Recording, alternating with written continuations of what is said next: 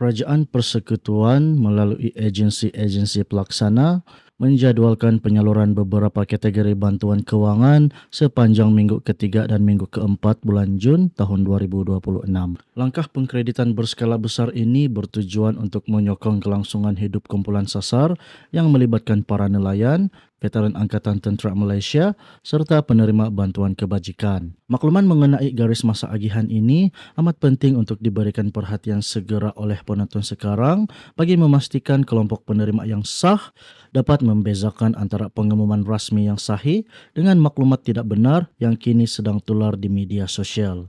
Penyaluran dana fasa pertama bagi minggu ketiga akan dimulakan seawal 15 Jun ini membabitkan skim bantuan sara hidup di bawah agensi berkaitan. Bagi sektor perikanan, kadar bantuan yang akan dikreditkan adalah sebanyak RM300 sebulan untuk kelompok nelayan laut. Manakala bagi kelompok nelayan darat, sumbangan yang diperuntukkan adalah sebanyak RM250. Dalam tempoh yang sama, iaitu dari 15 hingga 19 Jun, kerajaan turut menyalurkan bantuan sara hidup berjumlah RM500 kepada veteran Angkatan Tentera Malaysia atau ATM yang tidak menerima pensyen bulanan. Maksud praktikal bagi skim veteran ini adalah dikhususkan untuk bekas tentera yang bersara awal berumur 60 tahun ke atas serta wajib berada dalam kategori pendapatan B40 dan ke bawah. Bagi kelompok veteran yang memenuhi kriteria tetapi belum pernah menerima dana ini, anda perlu mengemukakan dokumen permohonan terus kepada Jabatan Hal Ehwal Veteran Angkatan Tentera Malaysia untuk proses kelulusan. Bagi program bantuan bulanan Jabatan Kebajikan Masyarakat atau JKM,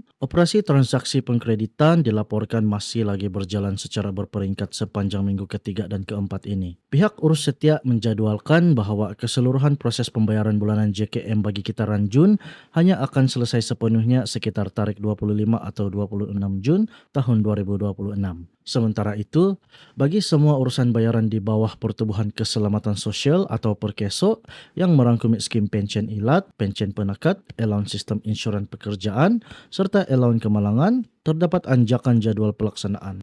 Bagi kitaran bulan Jun, kesemua agihan dana Perkeso tersebut tidak akan dimasukkan pada bulan semasa, sebaliknya dipindahkan untuk dikreditkan secara rasmi pada 1 Julai tahun 2026. Pihak pengurusan media turut memberikan penjelasan rasmi berhubung lambakan maklumat palsu di platform digital yang mengaitkan krisis kos sara hidup dengan pemberian dana tambahan baharu. Orang awam dinasihatkan untuk mengabaikan sebarang spekulasi mengenai dakwaan kononnya terdapat pemberian sagu hati tambahan bagi sumbangan tunai rahmah atau STR dan sumbangan asas rahmah secara sekelip mata. Kabar angin yang menyatakan bahawa kerajaan akan melancarkan skim bonus sara untuk semua rakyat juga disahkan tidak benar kerana tiada sebarang dokumen atau kenyataan rasmi yang dikeluarkan oleh agensi persekutuan. Sebarang pengumuman sahih mengenai perubahan polisi bantuan hanya akan dikeluarkan secara terus oleh Kementerian Kewangan atau Pejabat Perdana Menteri. Kesimpulannya, kalender bayaran minggu ketiga dan keempat Jun mengesahkan agihan bantuan nelayan serta veteran tentera tidak berpencen bermula 15 Jun selain penutupan fasa JKM pada 26 Jun dan anjakan dana Perkeso ke 1 Julai tahun 2026. Tindakan susulan yang perlu anda lakukan selepas menonton video ini adalah menyemak akaun bank masing-masing mengikut kategori bantuan yang telah dinyatakan bagi memastikan amaun yang masuk adalah tepat mengikut jadual.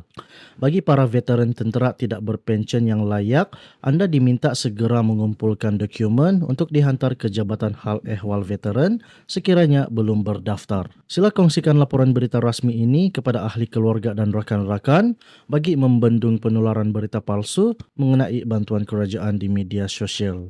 Kita jumpa lagi di video yang seterusnya. Assalamualaikum.